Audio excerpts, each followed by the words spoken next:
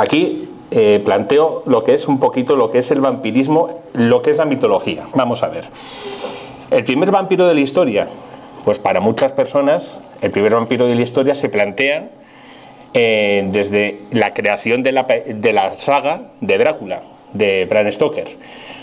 Pero hay vampiros oficialmente datados a lo largo de la historia, pero que además, bueno, vamos a ponerles nombres, vamos a darles también su carácter antropológico, el por qué, el cuándo y el cómo han determinado hacer determinadas cosas, pero la motivación que les ha tenido para hacer esas cosas. No solamente el hecho del vampirismo en sí, la absorción de sangre, la absorción de o la injerencia en muchos casos de órganos, el ingerir órganos en combates a lo largo de la historia, tendencias nórdicas, tendencias de países de África, que se hacen actualmente, de hecho, absorción de órganos para adquirir esa energía vital que esos órganos, pues en un momento dado tienen ese conocimiento, esa vibración. Entonces yo necesito ingerir ese órgano para adquirir ese conocimiento que tiene ese guerrero caído. Pero posteriormente ahondaremos en ese punto.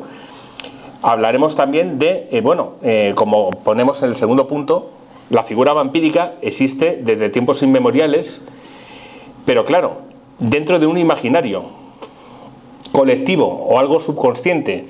El vampiro se asocia al demonio, pero nos vamos a dar cuenta de que el vampiro se puede asociar al demonio o a otras tendencias.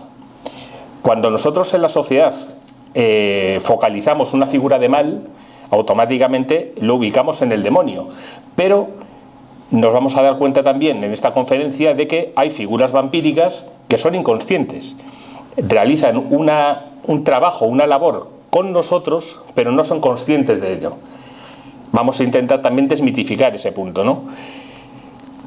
Como os digo también en el tercer punto, los rasgos de los vampiros varían de una cultura a otra.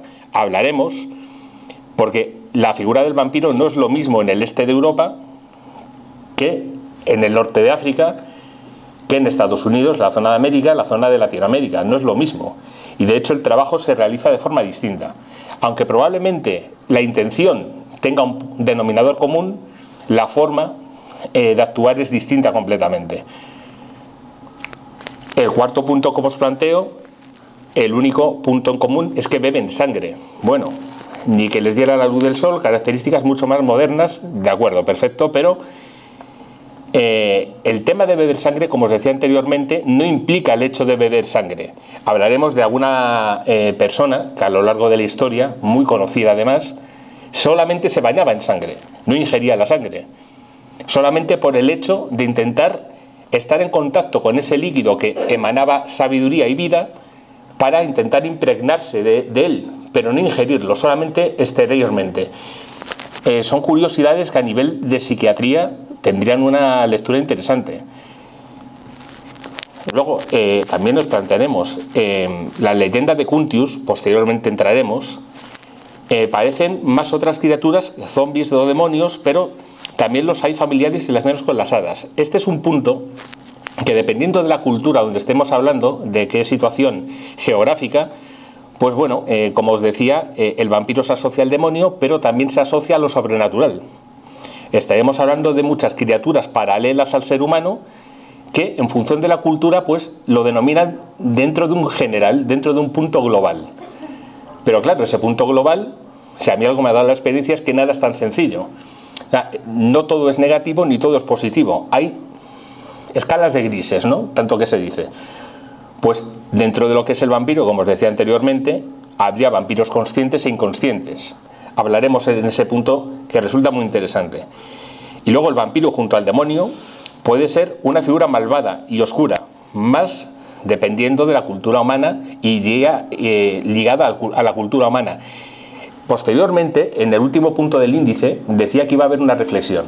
Pues en esa reflexión voy a intentar caracterizar esos dos puntos. El porqué del vampiro y por qué ligado al ser humano. Porque hay algunas culturas que plantean que el vampiro no es un ser humano. Pero hay otras culturas que sí que plantean que es un ser humano distinto. una tendencia distinta pero dentro del mismo ser. Yo creo que hay una diferencia grandísima, intentaremos indagar en ese punto.